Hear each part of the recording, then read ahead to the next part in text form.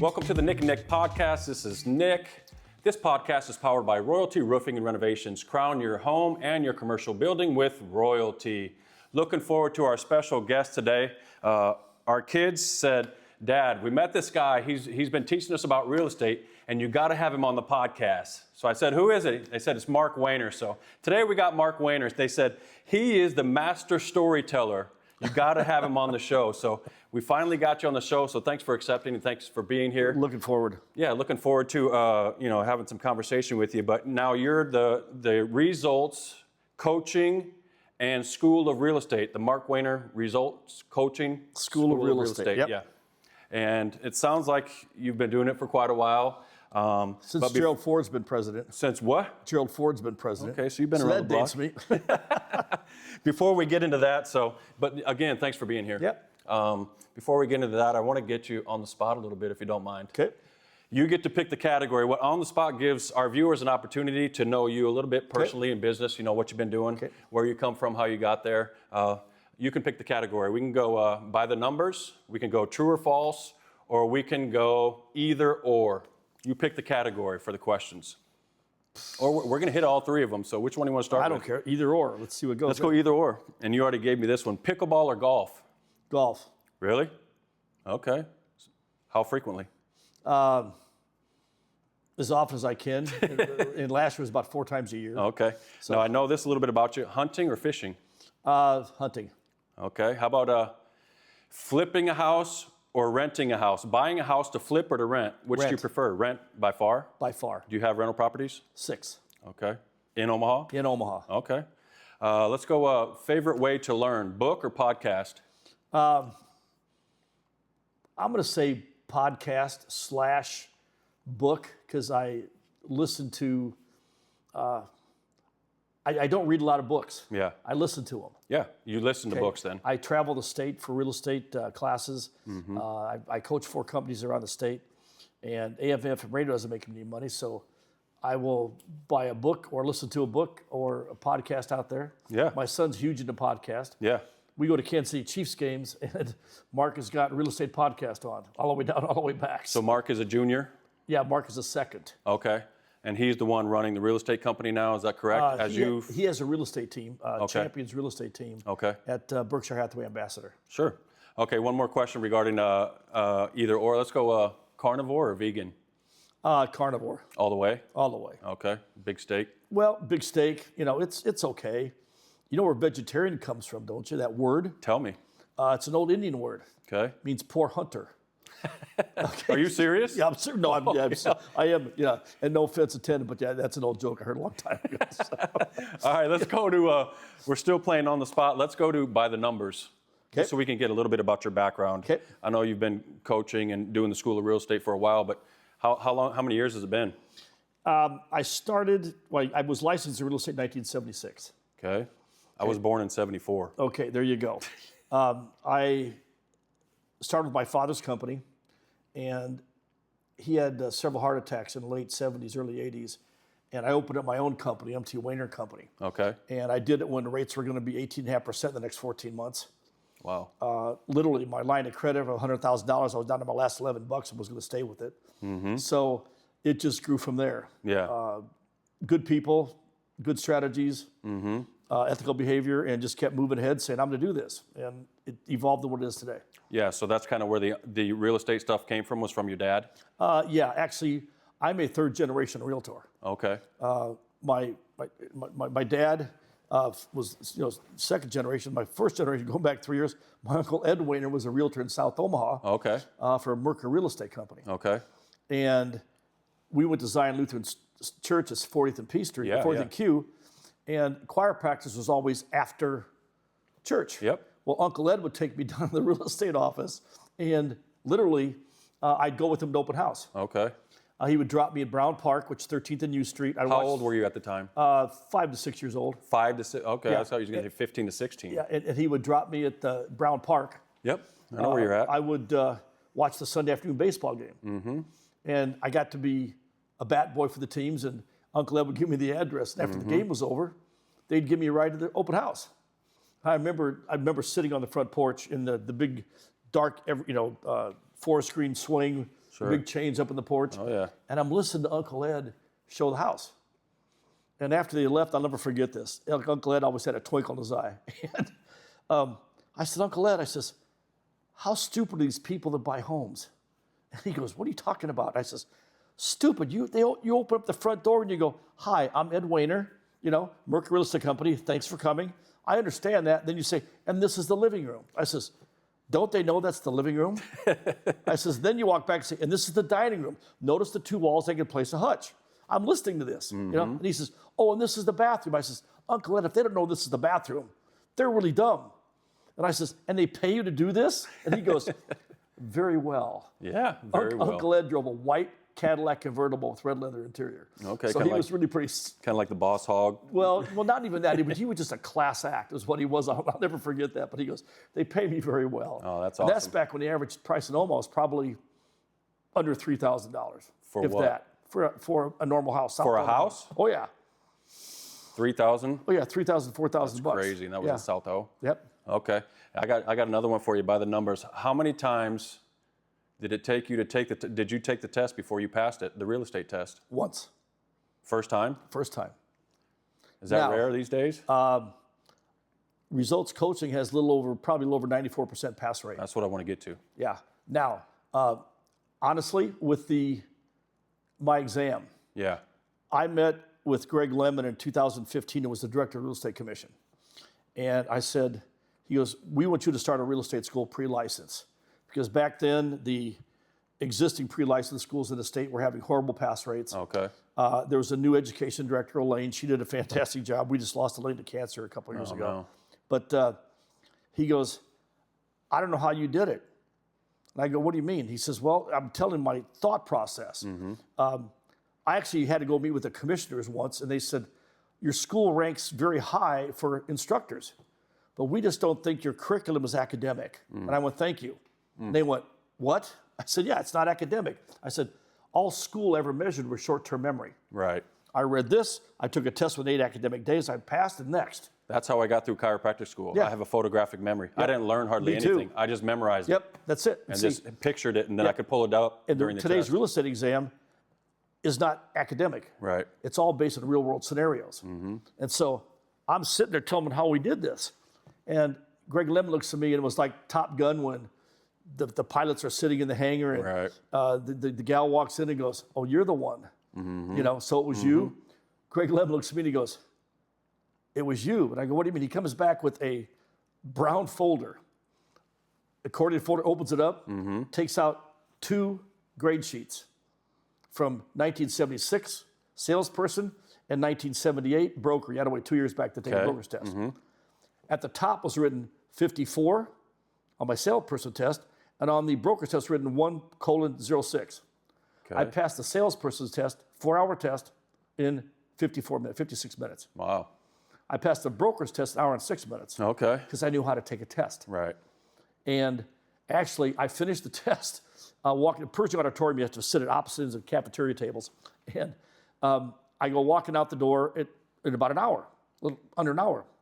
And Paul Quinlan was personal friends with my dad. He was the director of the commission at the time. Right. And Paul's a little rotund guy, and he's hustling down the concourse. He goes, Mark. He's got my test in his hand and, in the test book. And he goes, don't quit, son. He goes, I'll call your dad, we'll talk to you. I says, no, Mr. Quinlan. I said, I think I got this. And he goes, but Mark, it's under an hour. I says, I know, I think I got it. And he just goes, I'll call your dad. So I drove back to Omaha. Okay. Walked in. My dad didn't mince any words. What the F happened? He goes, Paul said you quit early. I says, no, Dad, I think I got this. Took the broker, passed it. 54 minutes. Wow. So Greg Lemon goes, so it was you? I said, yeah. He goes, as far as we know, those are the 2 fastest records for ever passing the exam in the history of the real estate. 54 minutes for the state national test on a salesperson and 1 hour and 6 minutes on a broker. Still holding? Still holding. Really? And that's back when you couldn't use calculators. Okay. It's all here. Yeah, it's all, you got to figure it out. So that's where the slogan comes from. When you absolutely have to pass the real estate exam and succeed. This is the guy you talk to. That's it. And I told him I could package that. Right. And I says, I know how to do it. My whole system is different. Athletes study our athletes train for cardio, strength, flexibility, nutrition. You want to study for the real estate exam? Watch the game show Jeopardy. Jeopardy, okay. Why? Answers first. I teach people to read the answers first. Okay. DCBA, question A, B, C, D. I'm an old high school and college quarterback. Sure. Okay. I used to watch scouting reports, films of upcoming games. When you read the answers first, it tells you what you're looking for. Right. If all the answers are in dollars and cents, you're looking for the dollar and cents question. You find this. So there's a method to my madness. I get it. So what's the going rate now? I mean, what's the average number? I mean, how many times do they have to take the test now, average, before they pass them? Not in your group, but generally. It ranges from 24. I think last month it bounced to 70. In terms of what? In terms of pass rates. Okay. Actually, a lot of students take the test. Probably the last number I heard was about 1.8 times. Okay. And it's $150 a retake. Those are your numbers, or those are state numbers. Okay. What are your numbers? I don't know. Okay. It doesn't matter. Right. I want them to pass. Right. And it's a very simple process to go back in and second guess yourself. Sure. But when I sit down to meet with somebody, I'm with you until you pass the test. I have a gentleman outstate, actually West Point, Nebraska, that failed the test 7 times, came to my exam prep program for about 3/4 of the time, went the following week, took the test and failed. My phone rings. He goes, Wehner says, your method's BS. The actual words. Hangs up on me. Okay. I called him back and said, let me ask a question. Did you do this, this, and this on the exam? Well, no. Well, then don't criticize me if I didn't do it. Right. Did Didn't not follow my directions. system. Yeah. So a month later, he calls me up and he goes, I passed. He goes, I was up in Norfolk, he took the test. He goes, I walked in, he goes, I was done in under 2 hours. I was always, 4 hours or 3 hours and 56 minutes throwing a bunch of answers in. And he goes, the proctor knew me. It was my 9th time. And she goes, oh, Doug, don't quit. He goes, I'll go back in and go again. Don't quit halfway through. And he goes, no, I think I got this. That was June 6th. Okay. On September 30th that year, like a photographic memory I have, like you. Yep. I see on September 30th, he calls me and he goes, Wehner, I'm sitting at the County State Bank up here. He said, putting a check in my commission, got my wife and daughter in the car. He goes, it's taken my commission earnings since the 6th of June to $50,000.04. So pass the test the first time or the 10th time doesn't matter. It's just a filter. Exactly. It's designed to fail you. That's exactly what it's doing. And from what I understand, there's no clear-cut answers when you're going through these questions. It's not like one glaring answer. It might be 50% right or 80% right. There's always a right answer. Yeah. There's always a damn right answer. Okay. And you got to be able to sift and sort that. And that's what you train them, how to find that. Exactly how to do it. Okay, that's perfect. Yep. Let's go over. Now we're still on the spot. We're still by the numbers. Let's go over under. Okay. Number of people that you've helped pass the real estate exam over your career. Over, under, let's go 100. Over. Let's go 500. Over. All right, we don't need to know anymore. Okay. You've been doing this a while, huh? Yeah. Okay, let's go over, under again. Number of businesses that you've started, that you've built, let's go over, under 5. Over. Over, under 7. That's probably spot That's right on, okay. Yeah. That's pretty good. Let's go one more on the over, under. Let's go revenue generated from real estate transactions in your best year. Let's go, can we do that one? Do you care? Sure. Let's go over, under on that one. Let me give you, let's start out with $1 million. You talking income or you talking real estate transactions, gross. So like if you're a $10 million producer? Yes. Okay. The last year I sold real estate. Which was? Which was 91. Okay. Okay. That year I did a little over 11 million. Okay. So you're way over. And the average sale price at that time was just over $94,000 in Omaha. Right. So that's a lot of revenue. That's a lot. You're moving a lot of properties. That takes me into my next. Let's go true or false. More real estate designations than any other broker in the United States. Real estate designations. I got that from your book. Yep. Still hold that? True or false? True. Seriously? Yep. How many? 9. Impressive. Now, what's a real estate designation? A GRI designation is Graduate of the Realtors Institute. Okay. A CRB is Certified Residential Specialist. Okay. A CRB is Certified Residential Brokerage Manager. So it'd be like diplomats or specialties or certificates that you receive in specific? Yeah. Well, okay. there's a curriculum you follow to get that designation. Now, I didn't take those designations in sales. Matter of fact, I took most of them after I started my school and got into management because I needed to know what the national curriculum was to teach because I can't teach anything national in Nebraska because our license laws are different. Right. Always have been, especially since 1995. But the GRI class was in, I think I took that in early 80s. And I was down at Lincoln. Graduate Realtors, there's 6 classes you got to take to get that and pass a test at each one. And Ken Geschwender, who was a realtor at the time, he's now a loan officer. Kent and I went to high school together. Recognize the name. Kent, his dad, Len and Ken and him owned Geschwender Real Estate in Omaha. And grew up with him. Anyway, I was in the class. He walks, what are you doing in the class? You've been in here how long? I was in business probably 10 years when I took the class. I said, I did it for educational purposes. And he walks up to me at the lunch for the afternoon class. He goes, Wehner, he goes, I've got to go show homes back in Omaha. I got to buy, the contract fell apart. I got to go back and put this together. He goes, could you teach a class this afternoon? And I go, I don't know. He says, Wehner, he says, it's your material. You know, he goes, actually, I just changed the fonts on the PowerPoint. He robbed it. I went, what? He goes, yeah, it's your stuff. It talks about this, this, and this. And I went, okay. So everybody came back. Ken introduced me. Everybody knew me. So I'm teaching the class. Well, in walks the proctors from the National Graduate Realtor Board or whatever. They walk in, look, and go, how can a student in GRI be teaching a GRI class? You know, and we can't give people credit for this class because you're not an approved instructor for this class. And Jim Patton was the chief officer of the Omaha Board of Realtors. Okay. And Jim went to the side and he goes, Wehner, he goes, how'd you get it? He says, gosh, I had to go. As a matter of fact, this is my material. He goes, I know it is, but he goes, you're not an authorized instructor. So he went back and talked to the board. I had to walk in and says, well, if you're not going to prove it, fine. I says, then how do I get paid for my rights for my material? Oh, they approved it. Okay. Oh, okay. But that was kind of funny. So it was stupid stuff like that happens. I get in it. business. One more on true or false. I'll be interested to hear your answer on this one. Everyone, and this is kind of your terminology, everyone has an entrepreneurial spirit. True or false? Everyone possesses an entrepreneurial spirit. Some may be developed, some may be undeveloped or undiscovered.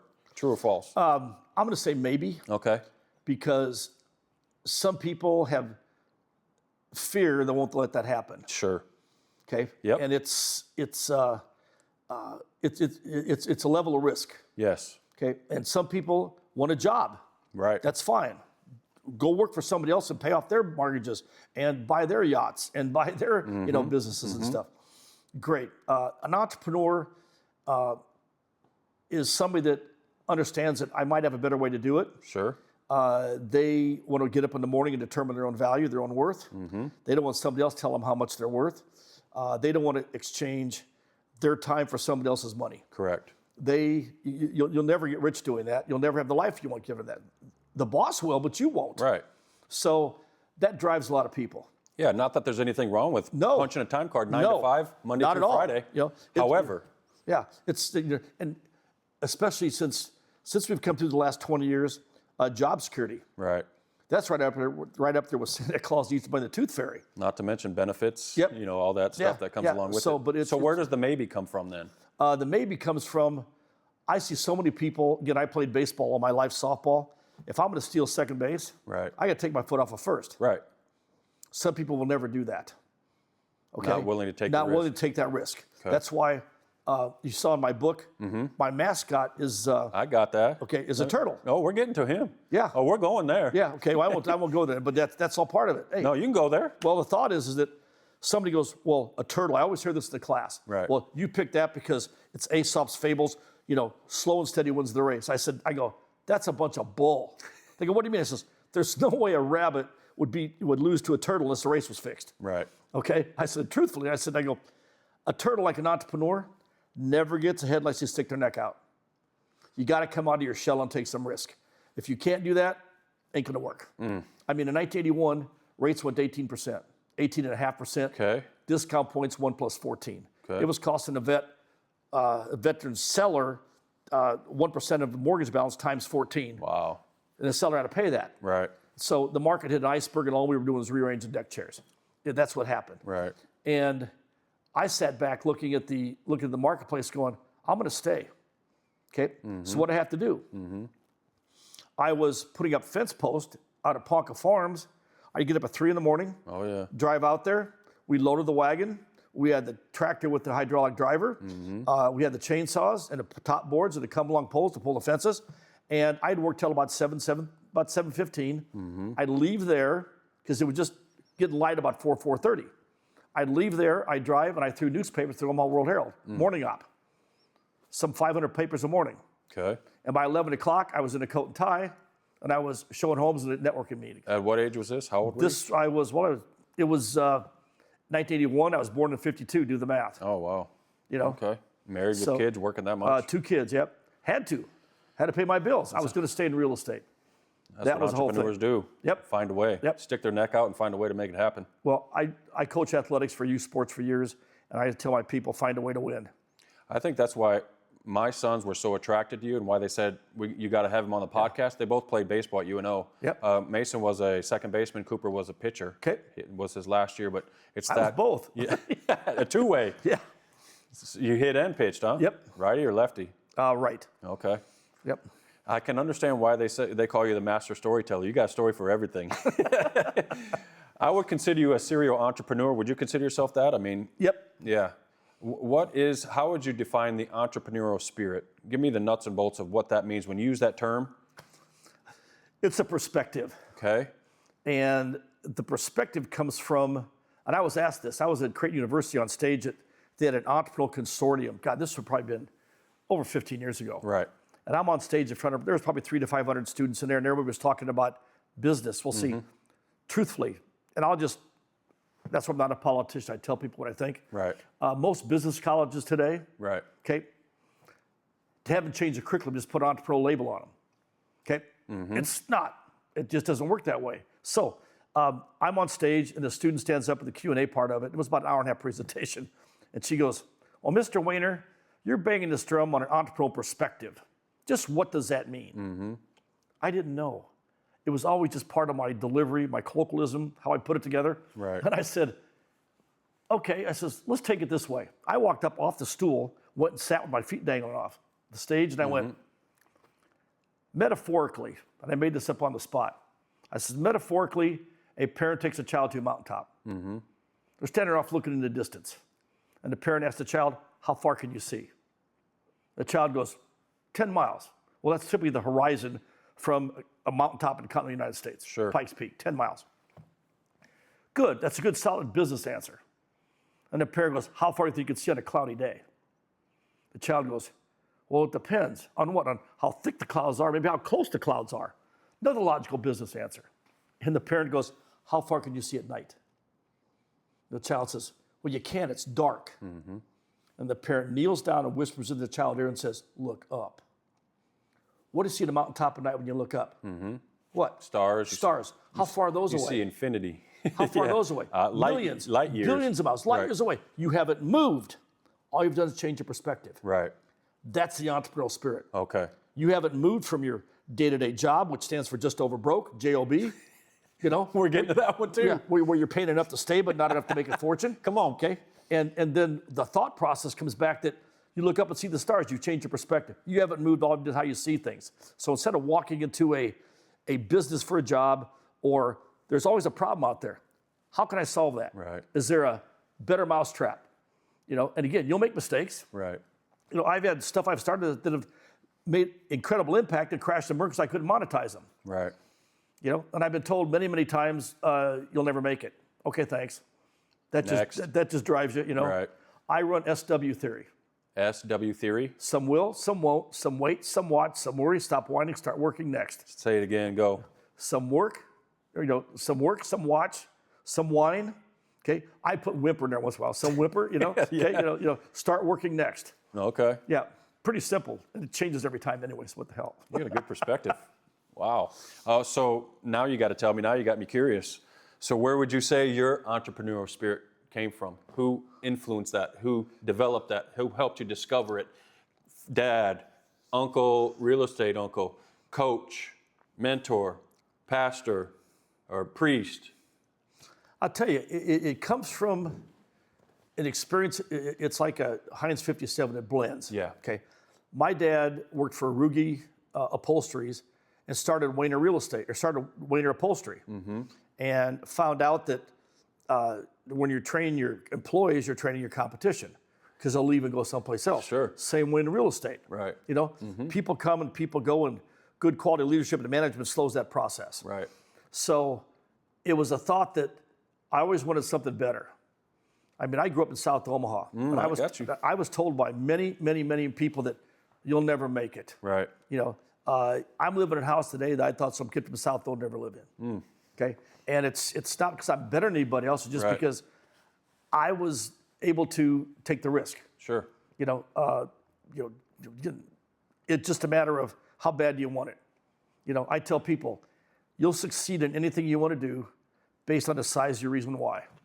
Absolutely. If the size is this big, okay. If the size is this big, follow me. When the size is that big, it's more risky for you not to stick your head out of the shell than it is to keep it in. Yeah, because again, most people get in business from a fear of loss. Right. No, I think of what if, and sometimes what if I do?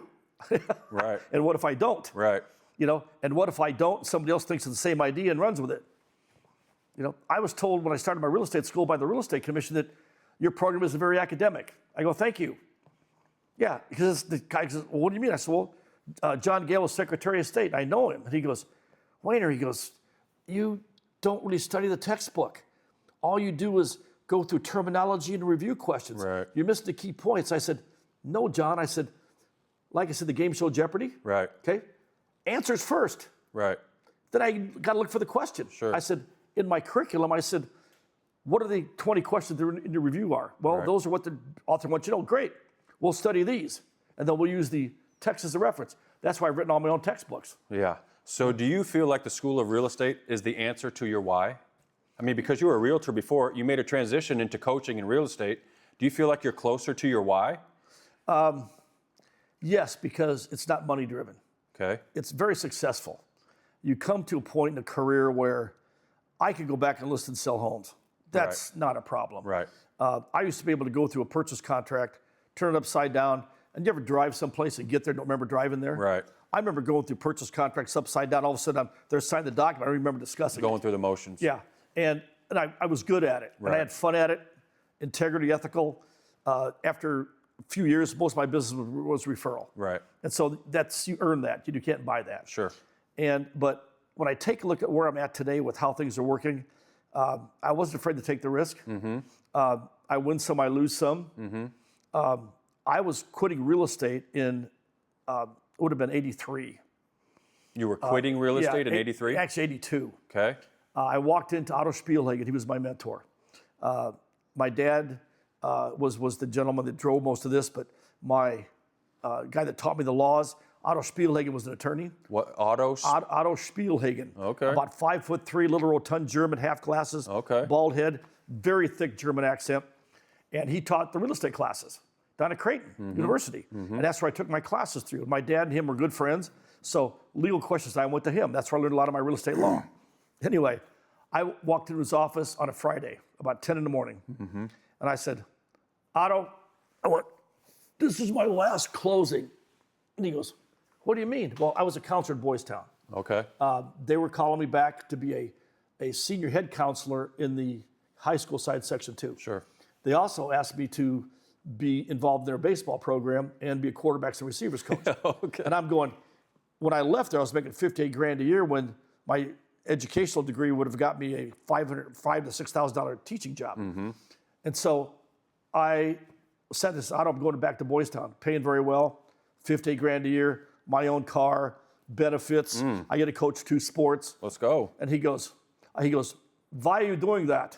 And I go, Otto, there's no market. And I remember sitting back with my head back on his real hard leather chair. Oh, yeah. And he lit me up. He hit me with a rolled up newspaper across the face. I'm talking smack like Tommy Boy, it's going to leave a mark. Sure. Literally, sit up, young man. I sit up, I'm doing this. And I go, Otto, there's no market. He goes, let me show you something. Opens up this newspaper, it's a Daily Record. Okay. He goes, you see these 7, 8 pages here? I go, mm-hmm. He goes, they're going to the altar next 30 days. I say, I do.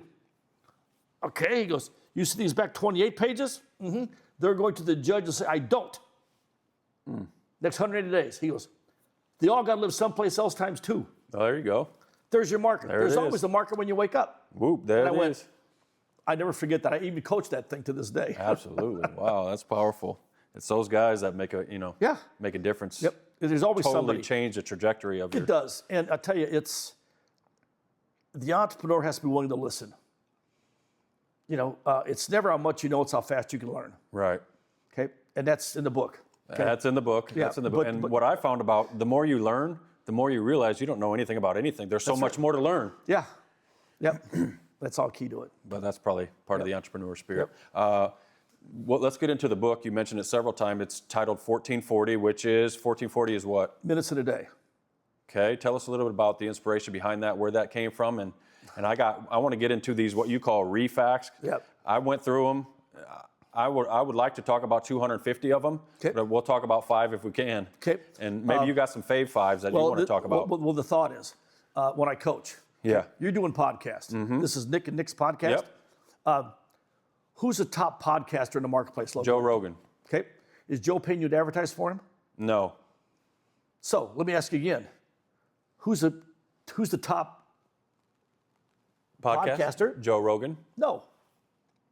I'm looking at him. I didn't say who had the most market share, who had the better ratings. I said, who's the top one? Okay. Okay? Yep. So how many minutes in a day does Rogan have compared to you? Same. 1440. That's right. So when it's like people in real estate. They sit down and go, who's the top real estate agent in town? Well, it used to be Ralph Marasco, class act, one of my best friends. Ralph Marasco, really, is Ralph paying you to advertise for him? No, so, well, maybe I should call Ralph and list with him. No, wait a minute. Me, well, you said he was the best, so one of the tops, so maybe I should go with him. See, entrepreneurs always think somebody else in some faraway land is better than they are. Right. Now, this is not pretentious, this is confidence. Right. So, next time somebody goes, who's the top podcaster in the city? You're looking at him. I'm looking at him. We call that in chiropractic, we call it FCB and your PSI, your faith, confidence, and belief in your product and your Yeah. service and your idea. Yeah, so if I say who's the top chiropractor in the I'm city, him. Yeah, I am him. The you kids say he is him now. I Yeah, am him. That's it. So get it. the thought process, that's how I teach people. So you can't work 1,470 minutes in a day. Right. Okay, so you're gonna invest your time or spend your time. I used to interview agents, and this comes from Dale Thornton, God rest his soul. Dale was an old CBS manager. He was quite a prophetic individual, but he shared the story. I give credit where credit's due. Dale said, I don't know if he made this up or not, or some euphemism, but Dale goes, I hired a young man one time, and I said, are you self-motivated? And the guy looked at me and he says, you know what, Mr. Thornton? He goes, as soon as the sun peeks through my bed and hits the foot of my bed, he says, I'm up working. Dale goes, he always did this. Dale goes, I learned to ask a qualifying question. What side of the house is your bedroom on? What side out? So there's a lot of motivated Gotta be people. specific, huh? Yeah. So you got to figure that stuff out. So Right. that's part of it. That's awesome. Anything else you want to share about the triumphant turtle story? I know that a turtle has a shell. I mean, is that part of it? I know about the turtle sticking his neck out. His name is Snappy. Okay. That name was given by Arlene Cohen. Okay. She was one of the key people instrumental in helped me develop And she's the one that passed a couple years ago? No. She's that's I don't know who that might have been, but Okay. Alan Cohen passed away a couple years ago. Okay. But no, Arlene and her husband Paul. Okay. Actually, Paul is the gentleman who wrote the forward in the book. Oh, yeah. Okay. So yeah, Yep. retired brigadier general. Okay, so let's get into the refacts, which means what? Define a refact. Results entrepreneurial fact. That's what all the REEs mean. Results entrepreneurial fact. Yep. Okay. I got 250 of them, but we'll talk about 5 that I want to talk about. But before I do that, is there any you want to talk about? Well, I will tell you how it started. Yeah. Is I had a gentleman that went with me to Mitchell, South Dakota, and I was the keynote speaker for the South Dakota Realtor Association, their state conference. And we talked about entrepreneurship. I spun that into it, and I brought the refacts up. And we're driving back together. He goes, these refacts. I go, yeah. He goes, you want to make it big, Mark? You want to do this? He goes, you better be published. And I'm going, I don't write books. I don't even read books. You know? He goes, but you mentioned refax. How many of these do you have? And I go, thousands. He goes, what do you mean? He says, they're on sticky notes. They're on note cards. So you wrote all 1,400 of those? Yeah. Now, some were a spin of what common senses were, but I made the entrepreneurial spin. You know? Yeah. It's like, one of my favorites is, definition of insanity. Yeah, doing the same thing over and over, right? Do the same thing over and over again, expecting different results. Sure. Well, my definition of insanity, which is in the book, is doing the same things this year that you did last year and expecting your competitors to do the same. That takes it to another level. It takes it to another level. So I always put a twist on it that made that work. And we're driving back in the car, Bill looks at me and he goes, you got 1,440 refax? And I go, yeah. He goes, that's your book. Because he was writing them down like crazy on the PowerPoints and stuff like that. He goes, you just spun them off. And I went, okay. When I wrote the book, it finally got to Amazon probably September 10th or 11th of that year. Okay, we're talking 2000. 2009. Yeah. Okay. I get a call from an account exec. And she goes, well, Mr. Wehner, she goes, just need some background. I go, okay. She goes, why don't you start writing the book? I go, March 18th. She goes, you know the date? I said, yeah, March 16th, I was in South Dakota State Conference. Drove back. I said, March 17th was a religious holiday, St. Patrick's Day. Okay. I said, so I woke up at 4 in the morning, opened up my computer, and got all my notes together. I had volumes of them, just started typing them out and started sifting and sorting. Right. And she goes, this March 18th. I go, yes. She goes, so you wrote the book, you got it printed, you had it proof gallied. That's what you have to do to get it published. Yeah. Okay. Once it's proof gallied, then you got it laid out. You got 2 copyrights, 3 trademarks. She goes, you got it to a publisher. You printed it, artwork for the cover, artwork for the back, laid out, turtle numbers in the book. Yep. Everything put out together. And she goes, in 5.5 months? I go, yes. She goes, well, sir, that's impossible. And I said, nobody told me that. And that's what drives you. That's it. How bad do you want it, And the 1440 book, I picked it up and started reading every one of those, every number. I tell people to read one a day. I couldn't stop reading. Yeah. And what it was giving me clarity and understanding and helping me understand myself better on, why I function and why I think the way I do. I'm not crazy. Actually, I was aligning myself with these. I'm not a crazy person. Actually, I'm an entrepreneur. That's it. Yeah, and there's a difference because it's, there's critics out there. Sure. And to me, a critic is somebody that runs in and shoots the wounded after the battle's been fought. Right. Well, that's not going to work. Thank you. I tell people in the real estate business, they come in, they're brand new, and they're out doing this thing. And somebody walks in and goes, oh, that doesn't work. Right. I said, the next time somebody criticizes you, I had this conversation last week with an agent. Okay. Oh, somebody said this doesn't work, and you used to do that. I said, listen, go back and ask them. It's called Permission Marketing. Okay. It's a book by Seth Godin, Permission Marketing. Great book. Ask permission. Yes. And to walk back and says, as long as he asks you a question, how much did you make last year? Mm-hmm. What do you mean? Well, you were criticizing what I was doing, and I'd like to know what your income was. Right. And she goes, well, I made a little over $80,000 last year. And she goes, okay, thank you. She goes, why? I said, well, because I want to make double that. So I'm not going to listen to you because you're not making the amount of money I want to make. So your opinion really means nothing to me. Right. Because everybody wants to criticize. Absolutely. So that's. So you mentioned a little bit about the JOB mentality, which takes me to one of my fave fives. The entrepreneur possesses no entitlement attitude and abandons the JOB mentality. Yep. Talk to me about that. Nobody owes you anything. That's it. No, you get up in the morning. Listen, you want success, you make your own. Right. And I was an option quarterback in high school. I ran the wishbone. Okay. Mm-hmm. That's old school there. We'd call a play in the huddle, get up, run the play. If it didn't work, well, guess what? If the guy up in the middle wouldn't work, we went around the end. If it didn't work, I cut back inside. So the world gives you an option every day. Mm-hmm. And you always go to where? The point of least resistance, and you do something till it works. Right. Go ahead. No. What's the JOB again? You told me earlier. Just over broke. Just over broke mentality. Yep. Now, that's not criticizing people in a job and a career. No. Because they do a very good job with that. But again, That's what drives them. Sure. An entrepreneur has to sit back and somebody goes, well, why should I get into real estate? That's probably pure entrepreneurship. Right. And I said, why do you get into real estate? I says, when you're sitting at your desk, whatever you're doing now, and you go, I'm wasting my time sitting here. Right. There's something better that I want out there.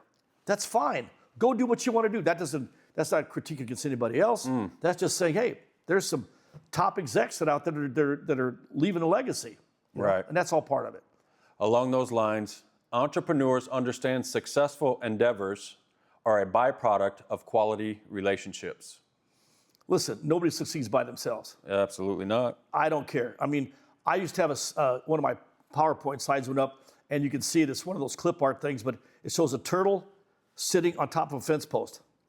Did not get there by himself. I don't care what happens. I mean, I've got more than a laundry list of people that have contributed to my successes, either by education, Sure. by experience, by criticism.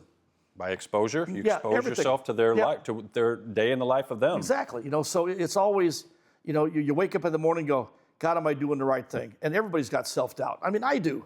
Man, what am I doing? You got to be kidding me. Right. Well, wait a minute. What else would I be doing? So before I get to the next one, let me ask you this. Okay. What gets you up in the morning? You've been doing this my over dog. 40 years. At your feet? Yeah. No, Telling you to- standing on me. Oh, no, okay. If I set the alarm at 6:30, at 6:28, Kelsey's standing on me. Got it looking at figured me. out, huh? What gets me up in the morning? Yeah, I mean, you've been doing this a while. You've been impacting people. You've been getting into their, I'm going to say something that's going to sound really, over the top, but it's legacy driven. Yeah. Which means what to you? Which means I can go make some money, but if I can change a life, if I can have a positive impact on somebody that could change their life, that's what drives me. That's what gets you up. Yeah. Now, I'm writing my 4th textbook right now. Okay. Do I need to? No. Can I monetize it? Yes, very well. So it's going to drive me to a point that it's going to be very lucrative income-wise, but the context of the book, it's on property management. Right. I mean, that's a topic that, it's more exciting than watching ice melt. Okay? But the thought is that there's not an effective property management book out there that's geared up somebody past the test. Yeah. You're just solving problems. And that's it. Can I fix it? Yeah. And my wife will tell you, when are you going to retire? I don't know. When I have enough money, when's enough? I don't know. Okay. My school in the last 3 years has increased every year, and it's been fun. I enjoy it. If I didn't enjoy it, I wouldn't be doing it. Shut it down. Yeah. Entrepreneurs depend entirely on the product because they realize they are the product. Yeah. Look in the mirror. Yeah, that's it. That's you. You Okay? are the product. People will either buy into you or not, and that's okay. But the people that don't buy into you, you've got to have the belief that, okay, they're going to do what they want to do anyway. Right. I can't affect their thought process because they're not willing to learn. Right. But if I can look at myself in the mirror and go, I'm the product. My responsibility is just to bring the best version of my product to the mirror every day. Every day, That's it. But now there's this old guy looking back at me, so I'm not quite sure, how that goes, Hey, I just turned 50 not that long ago, so I'm catching you. Well, I remember the time when the agents at CBS put a sign up, and they had a sign up that says a petition at the front desk that Mark Wehner stopped using his high school picture in the awards ad. So They busted you out? yeah.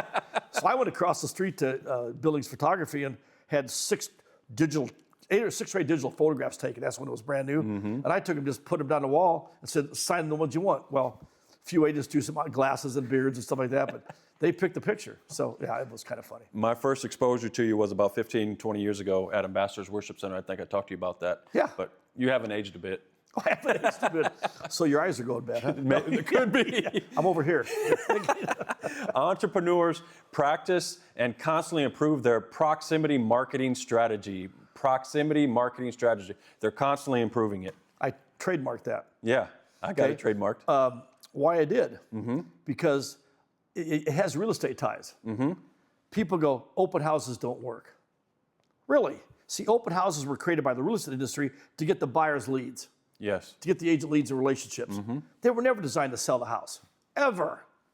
Okay? It's designed to put you in a position. Well, if I'm going to sell anything, I better be in proximity of my product or proximity of my what? Yes. My prospect at the Correct. same time. Yep. The only place that happens in real estate is an open house. That's it. That's it.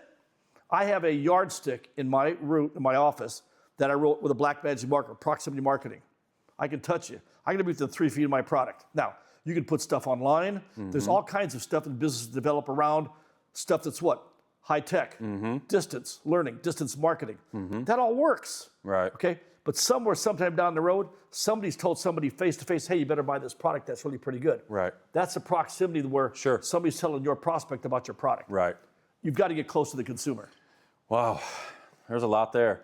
A couple more things. We'll get off of the refax. That's enough of those. Unless Okay. you got any more. You got any more favorite ones? I mean, there were only 1,440 of them. No, there's not.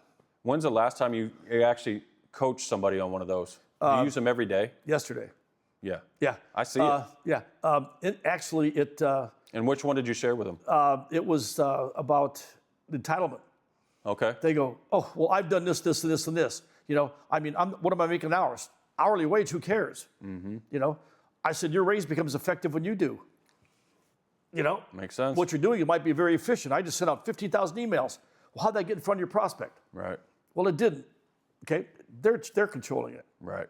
The question you just asked before that was what? What? Which one? Oh, I'm going to tell you. Proximity marketing? No, 1440. Yeah. There's a typo in the book. Okay. There's two 1434s. Yes. Okay? Yep. Again, Arlene Cohen found it after I had it proofread. The publisher looked at it. We did all was kinds finished, of huh? all that stuff, and there was the very first edition of it. I saw it there, and I leave it in there because the gal from Amazon goes, "Well, Mr. Wehner, we got this book as a market analysis between $15.95 and $19.95." I says, "No, the price of the book's $14.40." She goes, "But you're leaving money on the table." I says, "No, there's 1,440 refax." That's it. And I says, "And they're a penny a piece." There you go. I said, "That's it." And I says, "Now, I'm giving you more, than Right. this option because there's actually 1441. Okay, so I didn't change it. I've left it in there since the first publication. Two things, then I'll let you go. Okay. Value proposition. Define it. How do people develop it, and how do they deliver it? Their personal value proposition. I've written about a half a dozen classes in the last 2 years. Okay. And I sit back and say, if I'm walking to a real estate commission, why would I pay you this percentage? Okay, I'm exchanging my value, for your money. What's it worth? Sure. Okay, so when I sit back and decide, hey, what's a consumer want? How do I solve their problem? Okay, can I do it better, faster, easier? Yeah. And what's my track record? Sure. What's my referral record? The value proposition is about, it's an old country song. I would tell my agents back when I had MT Wehner Company, you put a nickel in me, I'm going to give you $1 song. That's a song? Yep. Okay. It's old country. I don't know what the song is, but I heard that years ago. You put a nickel in me, I'll give you $1 song. Okay. I tell that when people go to get hired by a real estate company. Sure. There's the commission splits with the agents. Right. Back when I started, it was 50-50. Okay. Then it went to 60-40.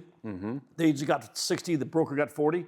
Now it's let's make a deal, but 70-30, 80-20, depending upon the experience. And most people have a job mentality. Right. Look at the 60, 70, or 80. Sure. I said, no. You look at the 40, 30, 20. Why? If I generate 100 grand of income this year, and I'm at a 70-30 split, Right. okay, I'm keeping 70 grand of that. Right. The broker's getting 30 grand. Yep. Am I getting my money's worth? Okay?